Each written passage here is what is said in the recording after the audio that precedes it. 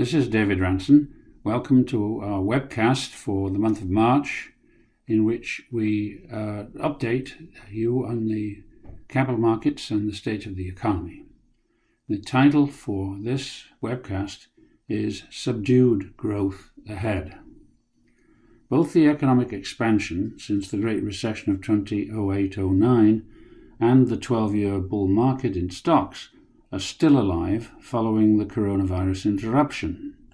But there is no scope for the widely forecast boom, because to recover from the setback which it has, the economy has had to use all the available financial capital to which it has access. If anything, the weakness in the dollar diminishes the attractiveness of the US economy as a productive place to invest on the part of foreigners. Going forward, growth is therefore going to be subdued. Credit spreads have fallen rapidly, pushing the gold spread signal into favouring risky assets rather than safe havens over the year to come. New signs of inflation are pushing up the entire US yield curve, while the price of gold is falling, mainly due to the relaxation of geopolitical risk. In retrospect, the 12-year-old bull market is still with us. As Exhibit 1 illustrates, the pandemic caused no more than a brief interruption, and it pales in comparison to what happened in 2008-09. The classic resilience of the equity market is illustrated by the extent to which prices came back to beyond their starting point in a classic V-shaped rebound. Even after recovering from last year's March-April sell-off, stock prices have remained on a steep advancing path. Another form of resilience has been revealed, as a new wave of the pandemic hit the economy late last year. This market's capacity to shake off a repetition of the original experience likely reflects a learning curve on the part of investors. It seems the difference lies not in the depth or longevity of a crisis, but in the extent to it comes as a surprise or shock. The big price drop in commodities was not made up rapidly the way the plunge in stock prices was. That may reflect the fact that commodity markets are far less liquid. Before the end of the year, the recovery in most commodity group indices was still not quite complete, and the recovery in the price of oil lagged substantially behind. Different indicators of the inflation rate reflect commodity prices to different degrees. All indices, at least briefly, signaled deflation in the early stages of the coronavirus crisis. Even the headline Consumer Price Index dipped slightly with the setback in commodities. But since the election, non-energy commodities have been rising beyond pre-pandemic levels. Like the equity and commodity market experience, the GDP story has been a brief, though deep, interruption in activity rather than the end of a long expansion, as shown in Exhibit 3. On neither account is this a time to expect a shift to early cycle behaviour in capital markets or the economy. From the Atlanta Fed's GDP Now website, we have an estimate for first quarter GDP growth of 5.4% annualized. This would bring the size of the economy nearly all the way back to its all-time high in the fourth quarter of 2019. In the second quarter, we'll get back all the way. And the V-shape of the real GDP experience is no longer contestable. Last year's brief pandemic collapse in consumer spending is now very far behind us. The economy has consistently been able to produce consumer goods at a greater rate than prior to the pandemic. Its performance contrasts with the weak recovery in industrial production and even slower employment growth. The inability to reduce unemployment more quickly reflects the non-uniform constitution of the labour force. As the crisis passed, priority was given to rehiring the most productive workers relative to the least productive. With the new wave of economic shutdowns since late in 2020, consumer spending again dipped, but far less dramatically than it did last spring. We have now expanded our survey of economic rebounds internationally to a sample of 10 countries. The rebound pattern for the US we saw in Exhibit 3 is pretty much observable everywhere. Exhibit 5 shows the depth of the pandemic-related downturn in each country and the height of the following rebound over a 2-quarter period up through the 4th quarter of 2020. It's clear that China stands out from the other countries, and indeed the timing of the Chinese downturn and rebound is a quarter early relative to all the others. Exhibit 5 clearly shows the rebounds to be proportionate in vigor to the depth of the downturns that preceded them. The interpretation of this pattern is that these economies have simply bounced back in a natural way. This is highly suggestive of an automatic, mechanical, or natural phenomenon in which rebounds immediately recapture a very large fraction of the lost ground. The correlation is so close that very little room is left for stimulus efforts to explain rebounds.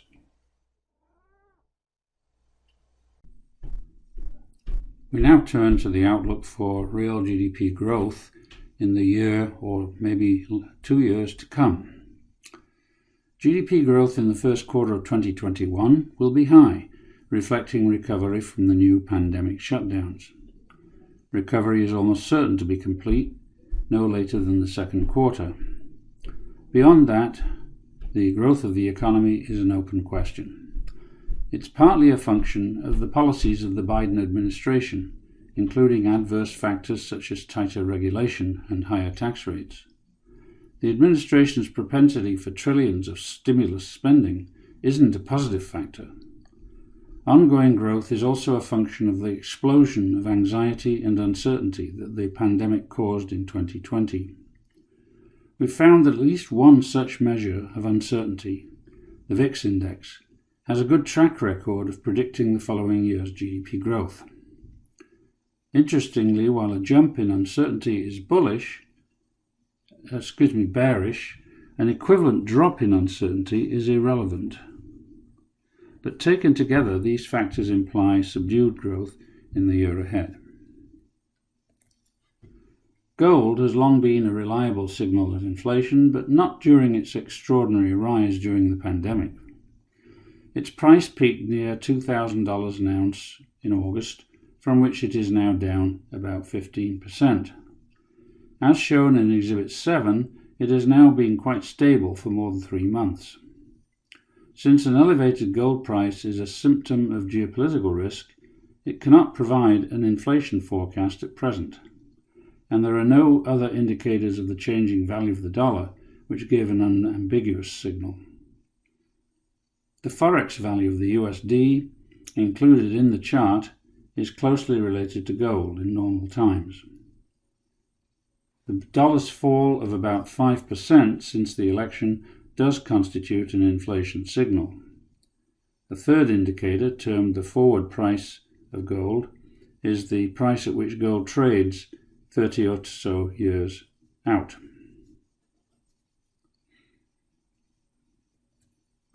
Credit spreads are another way to tell how completely the recovery has passed through the pandemic crisis. They did not see the economic threat from the coronavirus last winter, but the ratio of Baa and AAA corporate yields jumped above 1.8 when shutdowns began, as shown in Exhibit 8. Beginning last spring, there has been a consistent and substantial narrowing. The Baa-AAA ratio, now around 1.25, is back below its pre-pandemic level of about 1.3. It has not reacted at all to the second wave of economic shutdowns. A year-over-year drop implies capital flowing away from safe haven investments into risky assets. We now turn to prospective returns from asset classes. Our standard asset allocation compass diagram, here in Exhibit 9, shows a combined market signal that is beyond the periphery of the central ellipse. It's clearly in the southeast quadrant. Risky assets are favoured over safe havens because there's been a decline in the BAA-AAA ratio from its year-ago centred moving average. Hard assets such as commodities look more attractive than stocks, but the gold signal needs to be taken with a pinch of salt. Perhaps the value of the dollar in terms of foreign exchange could be substituted for it inversely. The prognosis is a modest tilt toward assets such as commodities and emerging market equities. The outlook for inflation based on earlier data on the value of the dollar and the price of gold appears highly uncertain at present. All we can do is to watch carefully as the value of the dollar changes and new data come in from the most sensitive of indicators of inflation that we have from official sources. These are the price index for consumer goods, which is a component of the consumer price index, and the price index of producer goods, which is a component of the producer price index. The relationship that these indexes show with the value of the dollar is clearly seen in Exhibit 10, and we can see that since November the value of the dollar had declined below its pre-pandemic starting point. Following very quickly behind, the consumer goods and producer goods price indexes have been showing positive inflation through the latest data available. At this point, I'd like to introduce my colleague, David Campbell, who directs our affairs in the United Kingdom. And David Campbell is asking me some questions, and I'll try to provide responses. David, longer-dated bond yields are rising as market participants become anxious about inflation. Are they correct to fear inflation at this time? The upward trend in bond yields since the end of the year is global in scope, and most likely it does represent rising expectations of inflation. Almost certainly it does not imply a change in real interest rates. If currencies stabilise further, increases in inflation and bond yields could peter out, but exchange rates are unpredictable. Gold has often previewed rising price levels, but with the gold price down more than 15% from its August peak, is the current inflation anxiety misplaced or premature? Neither misplaced nor premature, but not necessarily justified either. Gold is strongly influenced by geopolitical events, such as the pandemic itself and conflict in the Mideast. As a general rule, no form of anxiety can remain elevated for a long time. So a decline in the gold price could simply reflect declining geopolitical anxiety. It does not mean it's time to relax about the threat of inflation. You have frequently demonstrated the effectiveness of a permanent portfolio structure, utilising the inverse performance correlations identified by your empirical research. With bond market yields where they are, is there a case for revising the set of useful statistical relationships needed to build a permanent portfolio, or are these relationships as reliable as ever? A situation as unusual as the pandemic crisis isn't the best time to investigate whether permanent changes have taken place in the inverse correlations between returns from polar opposite asset classes. If anything, they do seem to be continuing as before. The most recent tests of the tactical version of the asset allocation paradigm, based on gold and spreads, was a success. What are current market conditions and developments telling us about equity market strategy? Could value investing stage a comeback against the long run for growth investing? The shift toward tighter credit spreads and the putative shift toward inflation are both favourable for value stocks relative to growth. So a continuing comeback in value investing is quite possible. Indeed, The tilt toward growth in the last few years could be attributable in large part to the strength of the dollar and the absence of inflation. Reportedly, David, US investors are withdrawing cash from emerging market funds in the face of the recent setback in US bond and equity markets. Does this make any sense, or will there be seller's regret? Emerging equity markets gained some 4.5% in November alone following the US election. Through both January and February, they have been continuing to outperform the US, and foreign developed markets have done so too.